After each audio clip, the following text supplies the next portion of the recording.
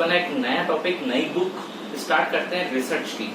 MCom एबीएसटी के अंदर MCom previous में रिसर्च की टॉपिक आती है। रिसर्च बुक का पहला चैप्टर जो अपन स्टार्ट करना चाह रहे हैं वो है आपका गुण सहचार्य, एसोसिएशन ऑफ एट्रीब्यूट्स।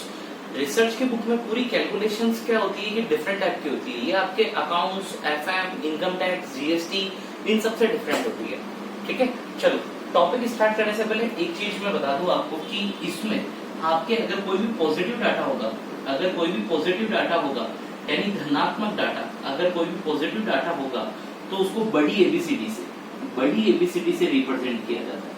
और अगर कोई भी नेगेटिव डाटा होगा, अगर कोई भी नेगेटिव डाटा होगा तो नेगेटिव डाटा को रिप्रेजेंट किया जाता है छोटी एबीसीडी से। नेगेटिव डाटा होगा तो उसको रिप्रेजेंट किया जाता है छोटी एबीसीडी से। ठीक है, ये चीज ध्यान रखना। इस पूरे चैप्टर में एक चीज ध्यान रखना, गुण सहचार्य में पॉजिटिव डाटा को बड़ी एबीसीडी से और नेगेटिव डाटा को छोटी एबीसीडी से रिप्रेजेंट किया जाता है। माना कि अगर किसी पर्सन के आप पॉजिटिव फैक्टर को रिप्रेजेंट कर रहे हो कि साक्षर लोग कितने हैं, साक्षर का एक पॉजिटिव फैक्टर तो उसको ए से रिप्रेजेंट करना। ईमानदार कितने हैं, बी से। यानी पॉजिटिव डाटा को बड़ी एबीसीडी से, नेगेटिव डाटा को छोटी एबीसीडी से। जैसे एक एग्जांपल, जब दो गुण एक साथ आ जाए, जब दो गुण एक साथ आ जाए और दोनों गुण पॉजिटिव हो, बहुत ध्यान से समझना, जब दो गुण एक साथ आ जाए और दोनों गुण पॉजिटिव हो तो उसको रिप्रेजेंट करेंगे दो नाम से, ए और बी। जैसे कोई आपको कह दे कि कोई व्यक्ति साक्षर भी है यानी पढ़ा लिखा भी है प्लस वो ईमानदार भी है, साक्षर भी है और ईमानदार भी है, दोनों पॉजिटिव फैक्टर है तो उसको रिप्रेजेंट कैसे करेंगे, ए बी से।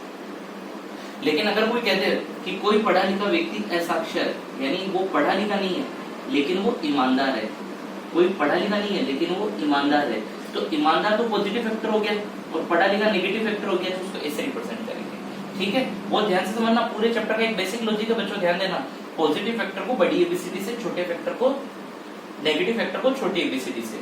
अब जैसे उल्टा ले लो, कोई व्यक्ति साक्षर तो है लेकिन वो बेईमान है, साक्षर तो है लेकिन बेईमान है, तो साक्षर हो गया पॉजिटिव फैक्टर और बेईमान हो गया नेगेटिव फैक्टर। ठीक है, जस्ट अपोजिट, कोई व्यक्ति असाक्षर है यानी पढ़ा लिखा भी नहीं है और बेईमान है, मतलब दोनों नेगेटिव फैक्टर आ गए।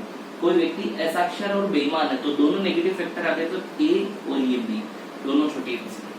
बच्चों चैप्टर का सबसे बेसिक टॉपिक बता रहा हूँ आपको, शानदार तरीके से प्रिपरेशन करनी है। एग्जाम टाइम आ रहा है आपका, पॉजिटिव डाटा को बड़ी एबीसीडी से, पूरे चैप्टर का बेसिक फंडा है, नेगेटिव डाटा को छोटी एबीसीडी से। ठीक है, जब दो गुण साथ आ जाए और दोनों गुण पॉजिटिव हो, बड़ी एबीसीडी। एक गुण पॉजिटिव, एक गुण नेगेटिव, जो नेगेटिव हो छोटा, पॉजिटिव बड़ा।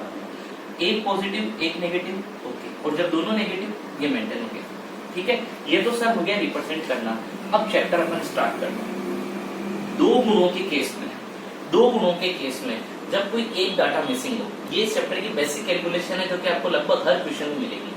दो गुणों के केस में, जैसे साक्षर और ईमानदार, इन दो गुणों के केस में अगर कोई एक डाटा मिसिंग होगा तो मिसिंग फ्रीक्वेंसी का डाटा कैसे कैलकुलेट होगा, वो चीज ध्यान रखना। चैप्टर का पहला टॉपिक आपका स्टार्ट हो रहा है और लगभग हर प्रैक्टिकल क्वेश्चन के अंदर आपको टॉपिक मिलेगा, तो बहुत ध्यान से देखना।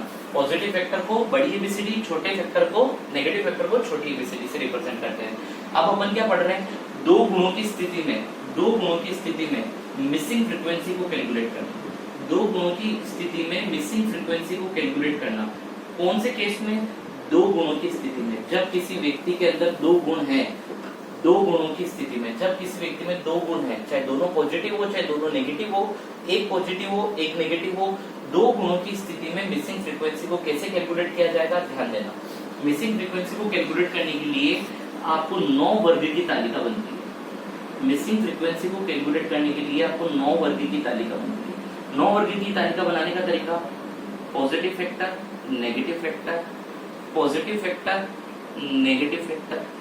ठीक है, एक कॉलम यहाँ पे आ गया टोटल का, एक कॉलम इधर आ गया टोटल। ध्यान देना मैंने कैसे बनाया, positive factor, negative factor horizontal में और वर्टिकल में। ध्यान देना बच्चों, प्रैक्टिकल क्वेश्चन है इसका। दो गुणों की केस में मिसिंग फ्रीक्वेंसी कैसे कैलकुलेट होगी, बहुत ध्यान से, मैं बहुत धीरे धीरे बता रहा हूँ, आराम से ध्यान देना। आपको एक पॉजिटिव फैक्टर एक नेगेटिव फैक्टर, ये टेबल बनाना आपको आना चाहिए। अगर ये टेबल बनाना आपको नहीं आया तो ट्यूशन सोल्व नहीं कर पाओगे। केस दो गुणों वाला है, 9 वर्ग की तालिका बनती है। मिसिंग फ्रीक्वेंसी कैसे कैलकुलेट होगी, ध्यान देना। जोड़ के ग्रुप कैसे बनेगा, पॉजिटिव ए और पॉजिटिव बी, इसको अपन किस नाम से रिप्रेजेंट करेंगे, ए बी। पॉजिटिव ए और नेगेटिव बी, इसको किस नाम से रिप्रेजेंट करेंगे? ए और बी। नेगेटिव ए और पॉजिटिव बी, इसको किस नाम से रिप्रेजेंट करेंगे? A B. नेगेटिव ए और नेगेटिव बी, तो इसको किस नाम से रिप्रेजेंट करेंगे? बन गए टोटल।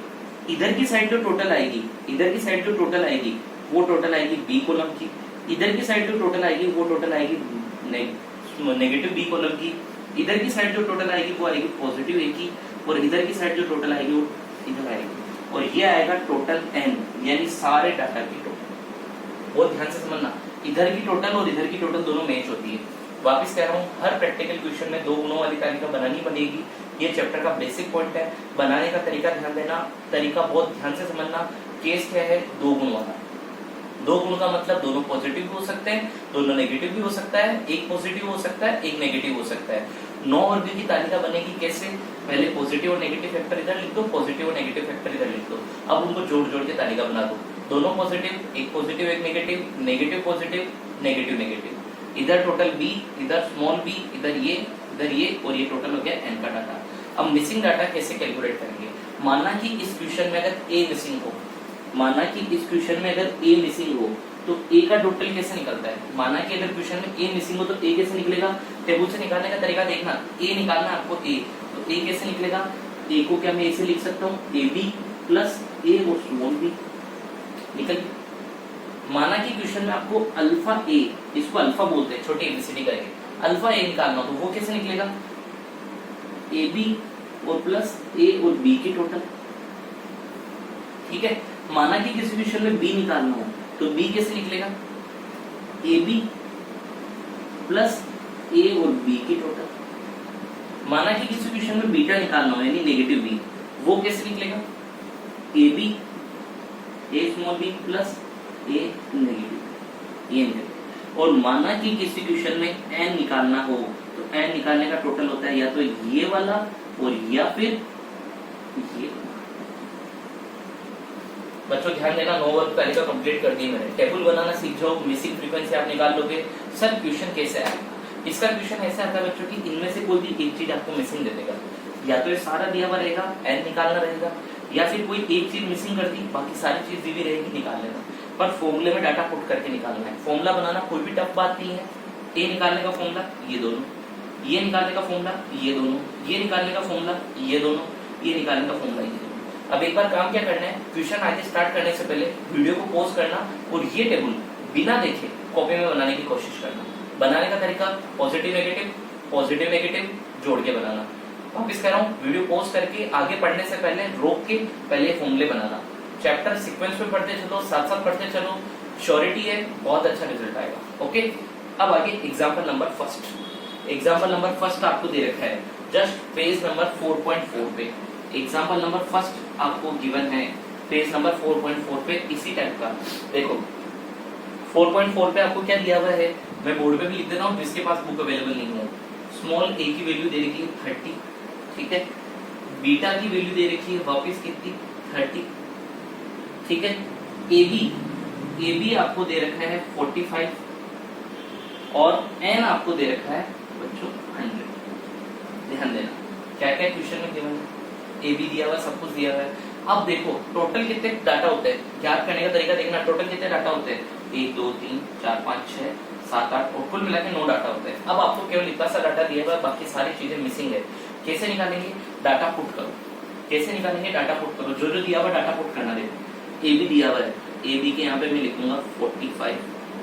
बहुत ध्यान से देखना, यहाँ पे डाटा पुट किया है मैंने। ए बी के आगे क्या लिख दूंगा? 45। ए दिया हुआ 30, तो ये ए के आगे 30। बीटा कितना दिया हुआ? 30, ये बीटा के यहाँ पे 30। एन कितना दिया हुआ बच्चों? 100, ये 100। अब ध्यान से देखना, क्वेश्चन बहुत इजी हो गया है। मैंने तभी बोला था कि आगे क्वेश्चन करने से पहले वीडियो पॉज करके पहले टेबल बना लेना। एग्जाम में डाटा कैसे लिखेंगे? एक लाइन छोड़ के टेबल बनानी है। एग्जाम में टेबल कैसे बनानी? एक लाइन छोड़ के, मतलब जिस लाइन में आपने ए बी लिखा है उसके नीचे वाली लाइन छोड़ना, क्योंकि वहाँ पे डाटा आएगा। जिस लाइन में ए और बीटा लिखा है उसके नीचे वाली लाइन छोड़ना, क्योंकि वहाँ पे डाटा आएगा। अब सारी चीजें लिख दी आपने। अब क्या क्या मिसिंग है? 1 2 3 4 5, पांचों चीजें मिसिंग है, लेकिन अभी 1 मिनट में निकल जाएगी। कैसे? एन है टोटल 100 और एन का फॉर्मूला क्या है? बी और बीटा की टोटल। बीटा अगर 30 है तो बी कितना हो गया? 70। एन का एक और फॉर्मूला है अल्फा और ए की टोटल। अगर अल्फा 30 है तो ये कितना हो गया 70। अब देखो ए की टोटल 70 है, ए भी 45 है, तो ये कितना हो गया 25। खत्म। इधर देखो ये 70 है और ये 45 है, तो ये कितना हो गया 25। अब ये देखो टोटल इधर कितनी आनी चाहिए 30, ये 25 है, तो ये कितना आ गया 5। बहुत ही इजी क्वेश्चन है बच्चों, कंप्लीट आपका। दो गुणों वाले केस में मिसिंग फ्रीक्वेंसी का डाटा आपके कंप्लीट हो चुका है। बहुत ध्यान देना, पूरे चैप्टर में केवल 2 गुणों और 3 गुणों वाली टेबल बनानी है आपको। ये टेबल बनाना बहुत इजी आना चाहिए, क्योंकि टॉपिक अब आगे स्टार्ट होता जा रहा है। सबके पहले बेसिक चीज ये है, लेकिन हर क्वेश्चन में पहले आपको टेबल बनानी पड़ेगी, बाद में आपका क्वेश्चन स्टार्ट होगा। Okay guys, next topic start करते हैं।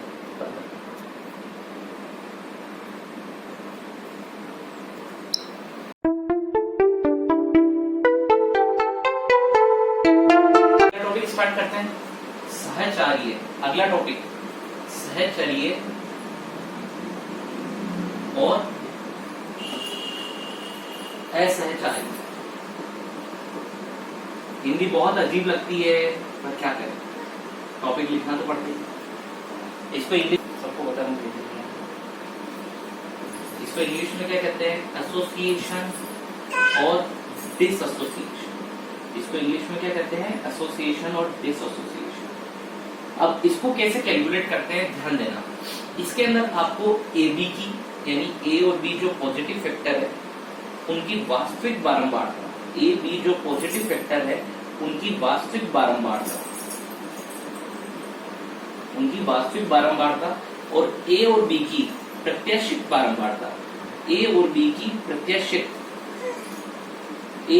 की प्रत्याशित बारंबारता, दोनों में क्या करना होता है आपको तुलना करनी होती है, दोनों में कंपेयर करना होता है। उसको कहते हैं एसोसिएशन और डिसएसोसिएशन। सर क्या होता है वास्तविक बारंबारता और प्रत्याशित बारंबारता? ध्यान देना, मैंने ए और बी दोनों पॉजिटिव फैक्टर लिखे हैं। वास्तविक बारंबारता आपको हमेशा क्वेश्चन में गिवन होती है, ठीक है। प्रत्याशित बारंबारता आपको कैलकुलेट करनी होती है, जिसका फॉर्मूला रहता है a इंटू बी, चलिए इंटू का साइन लगा दूं मैं आपको, a into B upon N, a into B upon N, ये होती है। अब 3 केस बनेंगे बच्चों, ये आपको हमेशा क्वेश्चन में गिवन रहेगी। ये प्रत्याशित बारंबारता होती है a into B upon N. अब 3 केस, अगर आपके ए बी की वास्तविक बारंबारता, ए बी के प्रत्याशित बारंबारता, ये कौन सा केस है ए बी की वास्तविक बारंबारता,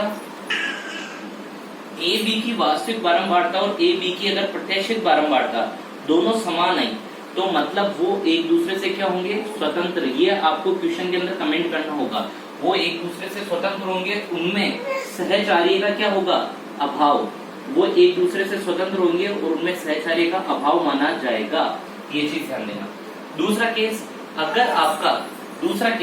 अगर आपका ए बी की वास्तविक बारंबारता ए बी की प्रत्याशित बारंबारता से बड़ी है, तो दोनों में संबंध कौन सा माना जाएगा धनात्मक संबंध। और अगर ए बी की वास्तविक बारंबारता ए बी की प्रत्याशित बारंबारता से कम है, तो दोनों में संबंध माना जाएगा ऋणात्मक। ठीक है बच्चों, आगे क्वेश्चन स्टार्ट करने से पहले थोड़ा इसको याद कर लेना। वास्तविक बारंबारता क्वेश्चन में गिवन होती है, प्रत्याशित बारंबारता कैसे निकलती है, 3 केस बनते हैं, स्वतंत्र, धनात्मक, ऋणात्मक। क्वेश्चन स्टार्ट करते हैं।